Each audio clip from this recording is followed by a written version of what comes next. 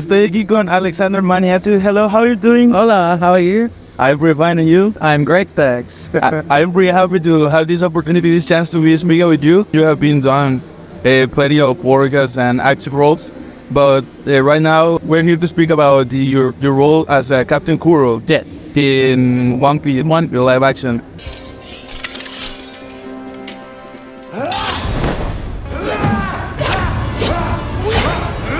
How was it for you working as Captain Kuro there? I think it was one of the most amazing experiences that I've ever had as an actor so far.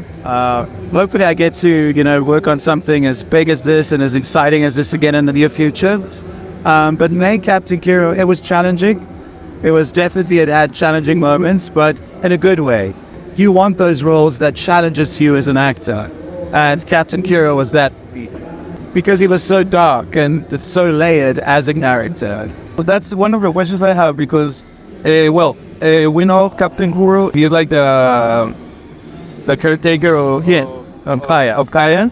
But also he's a villain, so he's playing a caretaker, but it's also so it was like a challenge to you because it's like an acting into an acting. Of the duality, yes. So when I prepared for the character, I went to a therapist as Kuro. Okay. So I went to therapy to see a therapist, and I went in to these sessions as Captain Kuro to discover why this man is so angry. Who was his mother? Who was his father? What was the trauma? Who hurt him for him to be so angry? I think what I loved about the character is that essentially he wanted peace, but in order to get to that peace, he was prepared to kill off Kaya, to get to her riches in the mansion, so he could live that life of peace. To play the duality, I think, was to separate the personalities. Yeah.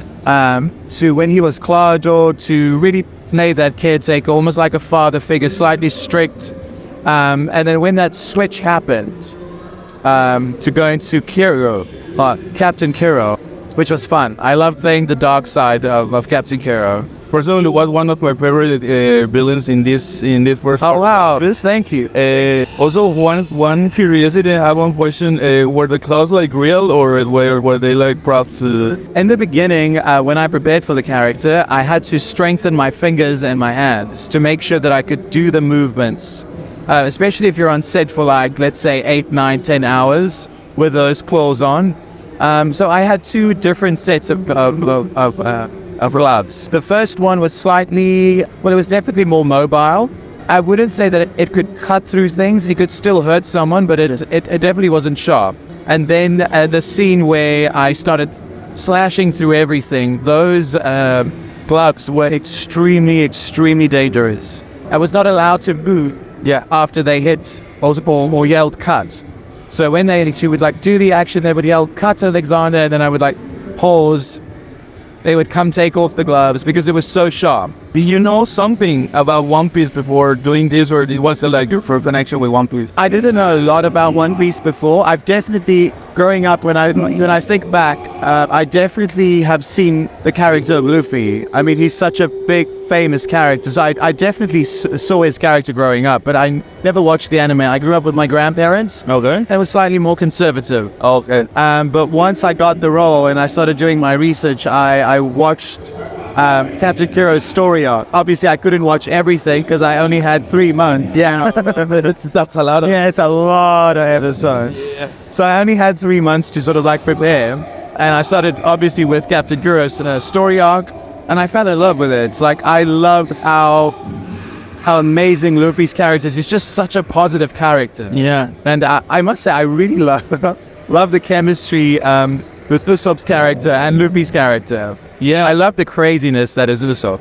Yeah, no, it was always like one crazy character, like very different from all the Straw Hats. Yeah, well, I know that, well, as an actor, this is a question I want to put as an actor, something challenging, like you would like to keep growing, like a bigger challenge. I found the roles that challenge me the most makes me also grow them the most.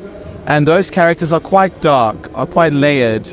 I think when the character's personality is close to mine or very near to who I am, it's easy, and it's almost for me personally, it feels like there's not a lot of like work that goes into it when a character's so close to who I am. But with a character like Captain Kuro, who is so dark and layered, it gives me an opportunity to explore a side of myself as well. Okay. Which I normally won't, do because I'm not. Yeah, no, I get the part. But I would definitely say that I would love to play perhaps a psychological thriller. I love those types of characters. That's so good. That's actually pretty interesting. Would you rather be like a villain on a movie or the main character, like the hero? So I would say, thanks to Captain Kuro, I fell in love with playing the villains. The villain. And I would love to explore that more. So I definitely am up for playing more villains. That's a good one. They're just so dark and layered, and there's so much. For me personally, I feel like there's so much to them. They have more like a background. They have more like everything. So they bring everything to the movie. So that's so great. Yeah.